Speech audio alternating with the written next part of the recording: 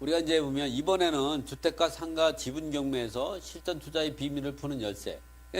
1-1강일 때, 1-1강일 때는 우리가 실전 이런 거 갖고 했죠. 이번에는 이제 그런 경우 할 때 우리가 공식이 있어요. 그 공식을 어떻게 접근하는가. 이 부분에 대해서, 이번 1-2강을 하고. 그래서 이제 뭐 이거를 하고 나서 오늘 강의는 이거를 마칠 거예요. 그러면 한 뭐 9시 반쯤에 끝날 거거든요. 그래서 이제 이런 부분들을 할 때 우리가 이제 그 책에도 있지만 이 내용을 제가 이제 한번 이렇게 주택이나 상가 같은 경우가 주택이나 상가 같은 경우가 이제 보면 주택 같은 경우나 주택도 있고 상가 건물도 있고 이번엔 이제 토지 시장이 있죠. 토지는 뭐 농지나 뭐 임야나다 뭐 이런 이제 그러면 나대지 같은 경우도 있고 여러 가지 토지 시장. 근데 이 주택 같은 경우는 주택 임대차 보호법을 받아. 보호법. 이 사람이 공부를 하면 버릴 게 하나도 없더라고. 여러분 이제 경매나 이 공매 이렇게 뭐 하고 그러면 이제 권리 분석할 때 이게 맥히는 게 있죠. 그게 왜 맥히느냐면 이 그 주택임대차법이나 상가건물임대차법을 완벽하게 이해를 못해서 그래. 근데 주택이나 상가건물임대차법은 누구를 보호하기 위해서? 경매 때문에 만들어진 거 아니야? 일반 임차인을 보호하기 위한 거예요. 그러니까 어떻게 일반 매물 시장에서 지켜져야 되는 거예요. 그것이 예의적으로 경매 시장에도 통하는 거지. 상가 건물 임대차 보호법 이런 경우가 이렇게 이 주택 임차인이나 상가 건물 임차인이 대항력을 가진다. 그러면 경매로 낙찰받은 사람한테 임차권을 승계시킬 수 있는 이런 권리를 가진다. 그래서 이랬을 때 그렇게 하려면 어떤 요건을 갖춰야 되냐? 대항력이 있어요. 대항력은 대항 요건을 갖춰야 된다. 대항 요건은 전입신고하고 거주죠, 거주. 법에서는 이거는 주민등록이라고 하죠. 주민등록하고 요거는 주택인도. 상가는 대항 요건을 사업자 등록하고 건물인도. 인도하면 이 길 오전 0시에 대항력이 생기죠. 이것도 마찬가지죠. 이렇게.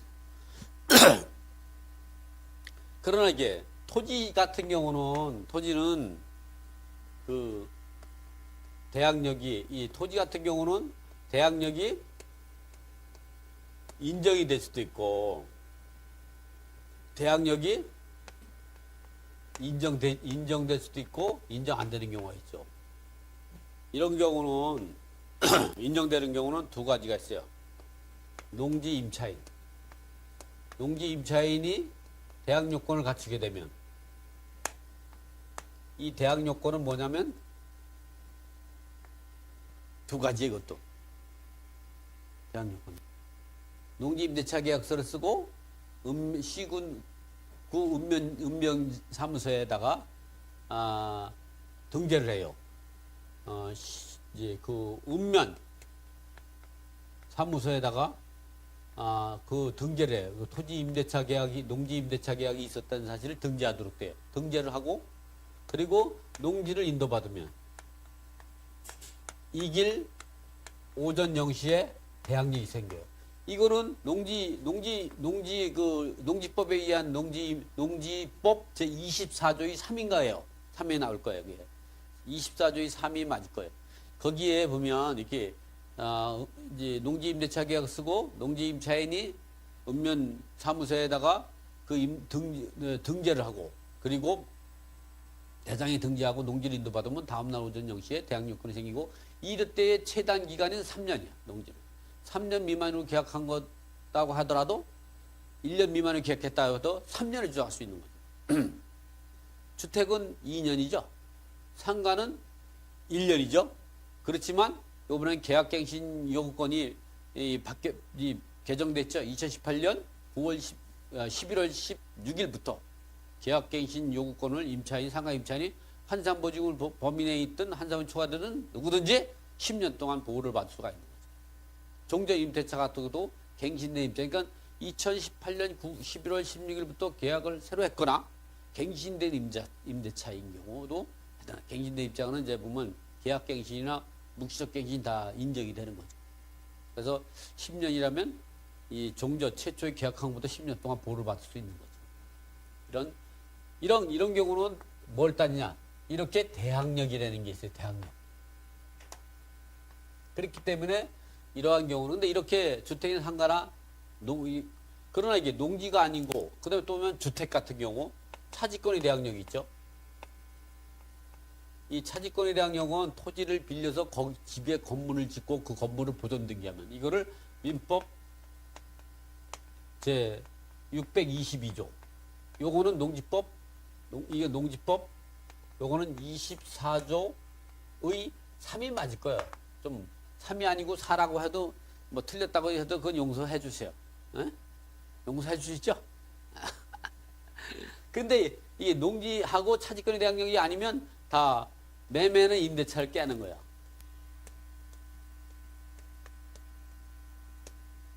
이게 매매는 임대차를 깨는다는 게 뭐냐?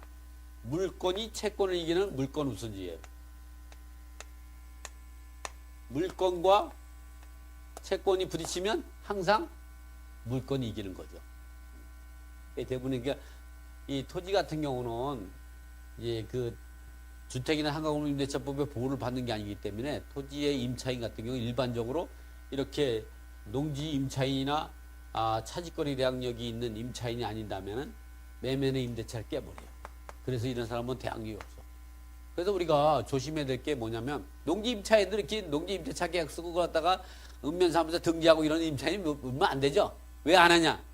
별로 토지 내고 막 이러는 게 얼마 안 되잖아요. 그러니까 거의 농지를 낙찰받을 때는 특히 지분을 낙찰받을 때 조심해야 되는 게 확인 안 했죠? 거기 임차인이 있는지. 농지를 낙찰받을 때 아까 농지를 낙찰받을 때 반드시 읍면사무소 가서 여기 농지 임차인이 있는지 꼭 확인을 해봐야 돼요.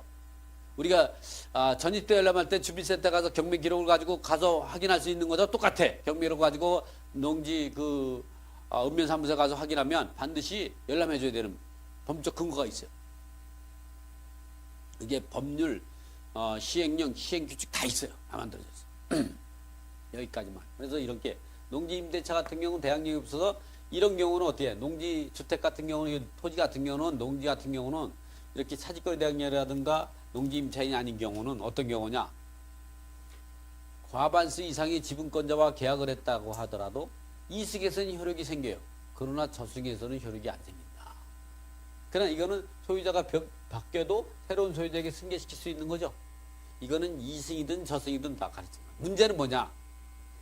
주택이나 상가에서 대항력권을 말소 기준 권리 이전의 대항력권을 갖추고 있어야만이 대항력이다. 근데 그것도 이렇게 A가 3분의 1, B와 3분의 1, C가 3분의 1인데 이 A 지분이 경매가 나온 거예요. 여기에 말소 기준 권리는 5월 1일이요. 근데 임차인은 계약을 언제나 4월 1일 날 이제 임차인이 이제 계약을 하고 대항력권 하는데 이 A 3분의 1 지분권자만 계약을 했어요. B하고는 계약 안 했고.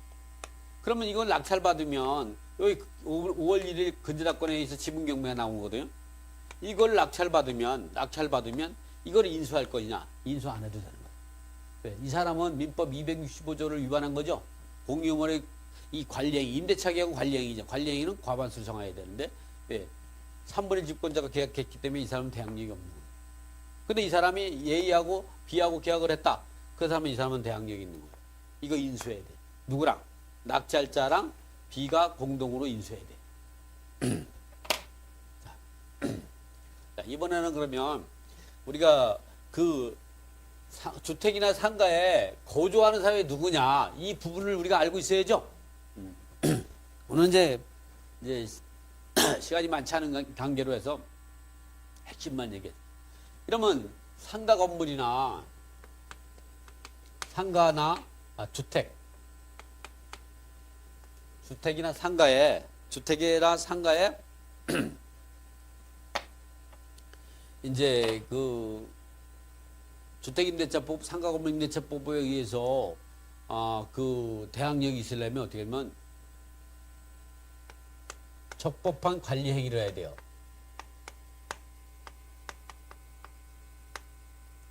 이것이 적법이면 이 법을 위반하지 말아야 되는 것. 제 265조.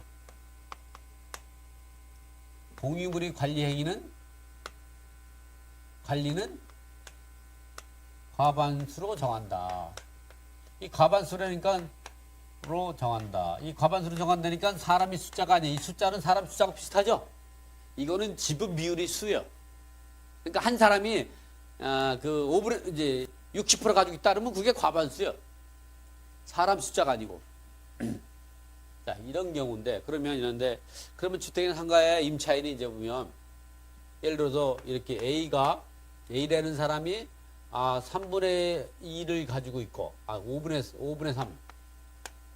B라는 사람이 5분의 1, C라는 사람이 5분의 1 가지고 있는 주택이나 상가가 이렇게 있다. 이렇게 가정할 수 있죠. 그리고 이번에는 A가 3분의 1, B가 3분의 1, C가 3분의 1. 이번에는 A가 2분의 1, B가 이렇게 세 가지 정도만 우리가 구분해서 정리를 할 수 있다 그러면 안 풀리는 문제가 없어요. 이런 상태인데 여기서 우리가 가정을 해야죠. 첫 번째, 이 주택에 누가 거주하고 있느냐. 지금은 경매 나온 거는 이게 채무자가 A예요. A가 채무자예요. A가 채무자 겸 소유자. A 지분이 지분 경매 나온 거죠. 이게 지분 경매.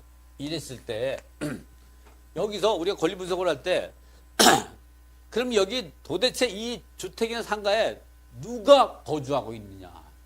첫 번째 우리가 가정할 수 있는 것이 첫 번째가 채무자 지분. 채무자가 거주하는 경우. 지분 경매에서 경매당한 사람이 거주하는 거죠. 그 지분 이게 채무자가 거주하는 경우. 이렇게 하나. 채무자가 거주. 이렇게 쓰고. 두 번째는 채무자가 아니고 누가? 이런 경우는 A가 거주하는 경우죠. A 채무자가 거주하는 경우. 이런 경우는 B나 C가 거주하는 경우죠. 다른 공유자가 거주하는 경우. 누구냐면 B 또는 C가 거주하는 경우죠. 세 번째는 뭐냐면 임차인이 거주하는 경우를 나눌 수가 있어요.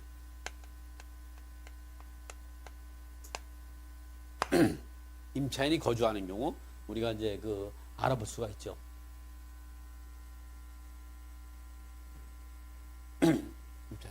이게 방송을 하다 보면 어떤 때는 방송을 송출 안 하고 이게 방송할 때가 있어. 그러면 몇 시간 씻어들고 나서 이 방송이 안 되면 이제 낭패죠. 참 그럴 때가 가끔. 어쨌든 이렇게 정리를 하다 보면 첫 번째부터 우리가 해보죠. 채무자 겸 소유, 지분 경매인데 그 지분 경매 당한 채무자가 거주할 때 이 사람은 우리가 이 지분 경매로 낙찰받으면 두 가지가 있어요. 내가 낙찰받을 때 제일 중요한 게 뭐야? 돈을 인수하느냐? 이게 중요하죠. 돈이나 권리. 그 다음에 두 번째는 내버릴 수 있냐 없냐가 중요하죠. 항상 지분 경매에서 할 때 인수금액이 있느냐? 그 다음에 내보낼 수 있느냐? 그 점유자를 내보낼 수 있느냐? 이 부분을 우리가 항상 알고 있어야 하는데 그러면 첫 번째 사례에서 지분 경매에서 A 지분이 경매 들어가는데 A 채무자가 거주하는 경우. 그러면 요거는 과반수 이상의 지분권자가 지분 경매에 나오는 거고, 요거는 소수 지분권의 지분 경매 나오고, 요거는 절반이죠. 자, 여기에 이제 여기가 이제 5월 1일 날 건재당이 여기만 설정이 된 거래요. 여기는 없고. 그래서 요 지분 경매가 나와. 요거를 낙찰받았을 때 첫 번째 할 게 뭐냐면 인수금액이 있는지, 두 번째는 명도를 할 수 있는지, 명도 대상인지 이걸 따지는 거죠. 자, 이 A 지분이 경매에 들어왔는데 A가 5분의 3 지분 갖고 단독으로 거주할 수 있죠? 왜? 과반수니까 민법 265조에서 적법한 관리 행위를 할 수가 있는. 근데 이 사람이 자기 지분 플러스 B하고 C하고도 임대차 계약을 맺었어요. 임대차 계약을. 자기 지분은 임대차 계약이 아니죠. 자기 권리죠. 그래서 이런 경우는 자기 소유권이니까 이거는 이제 또 별표해놓고 소유자로 거주하는 거, 이런 경우는 임대차 계약은 동그라미 쳐주고. 또 이럴 수도 있죠. 근저당이 설정이 되고 나가지고 B하고 C하고 이게 했어요. 어쨌든 이 말소 기준 권리는 이때 계약했든 이 의미가 없는 거죠. 왜? 이 근저당은 B하고 C하고 임대차 계약한 것까지 이제 그 소멸시키지 못하는 거죠. 근데 자기 지분은 말소 기준 먼저 했다고도 자기 지분은 자기가 지분 경매 나갔는데 채무자가 대항력을 주장할 수는 없는 거죠. 왜? 이걸 파는 거예요. 누구한테? 낙찰자한테. 그래서 말소 기준 권리도 이전에도 의미가 없어요. 그러면 남아이제 있는 B하고 C하고 임대차 계약이 이 낙찰자에게 대항력이 있으려고 그러면 이런 경우라면 인수금액이 없죠. 그렇죠? 왜? 돈 주고 산 거니까. 그러면 이런 경우는 인수금액이 없어요. 그러면 이게 내보낼 수 있느냐? 내보낼 수 있는 사람이 임대차 계약을 맺었죠. 그런데 이 임대차 계약이 과반수 이상의 지분권자와 계약을 한 효력이 있어야 돼. 근데 이게 5분의 2죠. 내가 낙찰받은 사람이 5분의 3이죠. 이렇게 과반수 지분권자는 이 소수 지분권자와 계약한 사람을 관리행위로서, 민법 관리행위로서 인도명령이 취할 수 있는 거죠. 그래서 이런 경우는 명도로 내보낼 수가 있는 거죠. 이렇게 이번 사례는 이렇게 깔끔하게 정리를 하게 돼요. 이거를 여러분이 완벽하게 이해하고 있어야 한다.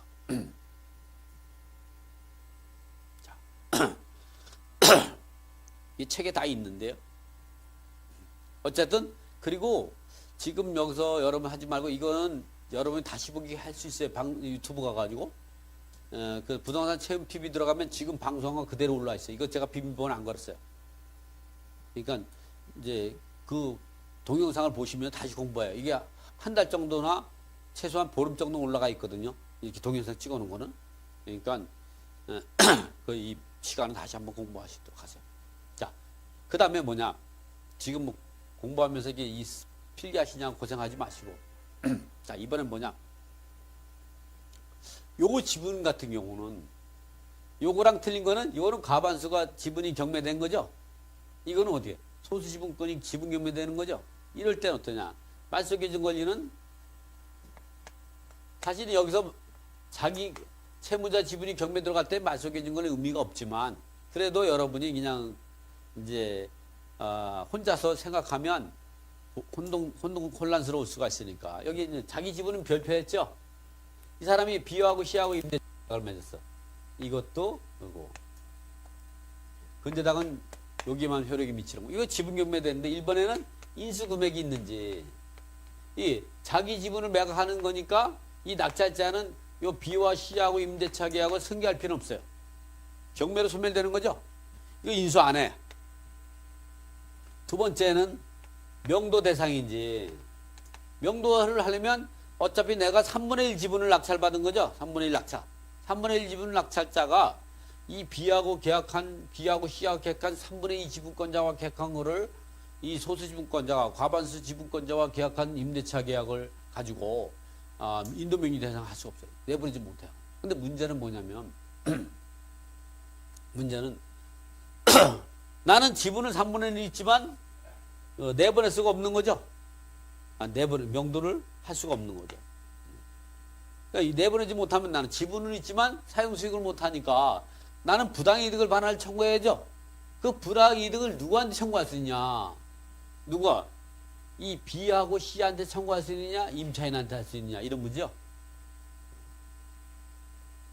A가 임차인이 된 거예요. 여기서. 그러니까 뭐 여기다 A랑.